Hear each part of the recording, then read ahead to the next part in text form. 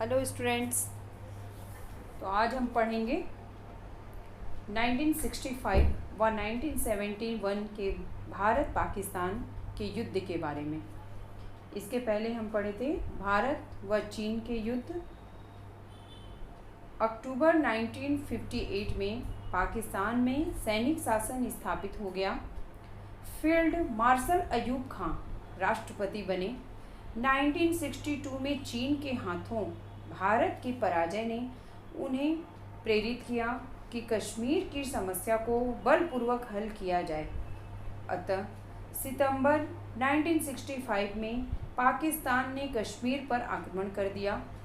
इसमें भारत ने पाकिस्तान को हराया तथा उसके लाहौर क्षेत्र के कुछ भागों पर कब्जा कर लिया। संयुक्त राष्ट्र संघ की सुरक्षा परिषद के प्रस्तावों के अनुसार युद्ध विराम हो गया। प्रधानमंत्री शास्त्री को इस विजय का श्रेय मिला। 1962 के कलंक को दूर कर दिया गया, लेकिन पाकिस्तान को अप्रत्याशित हार का मुंह देखना पड़ा। अब अयूब खान ने सोवियत संघ की ओर देखा ताकि उसकी मध्यस्थता से भारत के कब्जाग्रस्त क्षेत्रों को मुक्त कराया जा सके। इस समय सोवियत संघ दक्षिणी एशिया में अपना पांव जमाना चाहता था। प्रधानमंत्री कोसिगिन ने चाहा कि पाकिस्तान का पक्ष लेकर उसे चीनी प्रभाव से बाहर निकाला जाए तथा पाकिस्तान के द्वारा हिंद महासागर तक अपनी पहुंच बनाई जाए। अतः सोवियत प्रधानमंत्री कोसिगिन ने जनवरी 1966 में ताशकंद में एक सम्मेलन का आयोजन किया जिसमें भारत व पाकिस्तान के राजनेताओं ने भाग लिया। एक समझौता हुआ जिसके तहत भारत ने लाहौर क्षेत्र के कब्जाग्रस्त क्षेत्र को छोड़ने की बात मान ली। युद्धबंदियों की रिहाई की गई तथा यह निश्चय किया गया कि दोनों देश शांतिपूर्ण तरीकों से अपनी समस्याओं का समाधान करेंगे। प्रधानमंत्री शास्त्री ने विवश होकर इस संधि पर हस्ताक्षर किए थे। इसी के कारण कुछ घंटों बाद वहां उनका आकस्मिक निधन हो गया। प्रधानमंत्री इंदिरा गांधी के समय में ताशकंद समझौते के प्रावधानों को लागू किया गया।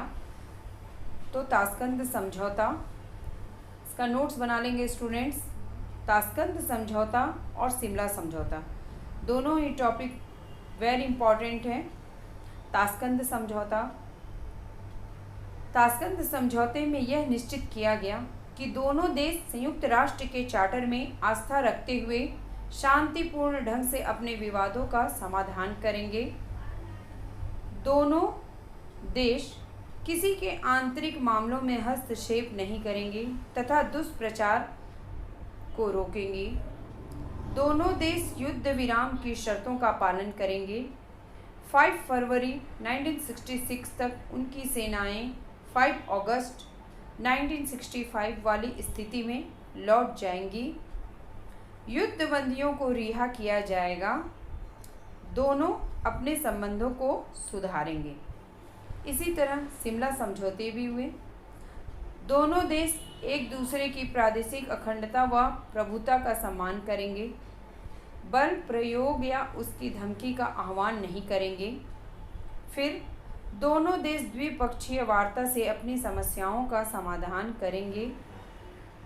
फिर दोनों देश 30 दिनों के भीतर अपनी सेनाओं को अंतर्राष्ट्रीय सीमा तक वापस कर लेंगे। नेक्स्ट, दोनों देश युद्धबंदियों को रिहा कर देंगे और दोनों देश परस्पर संबंधों को सुधारेंगे।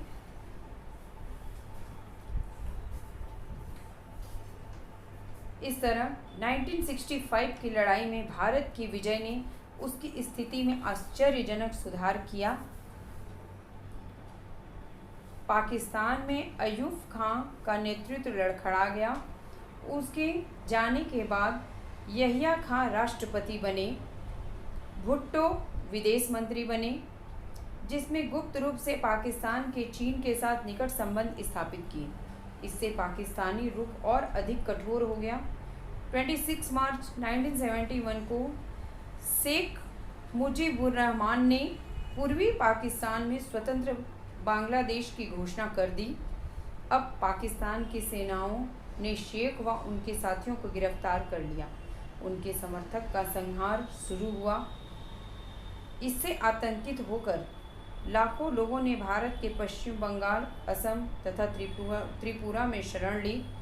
प्रधानमंत्री इंदिरा गांधी के बार बार आग्रह के बावजूद राष्ट्रपति यहिया खान ने इस नरसंहार को नहीं रोका, बल्कि उसे पाकिस्तान का घरेलू मामला कहकर भारत की आपत्तियों को नकार दिया। Okay students.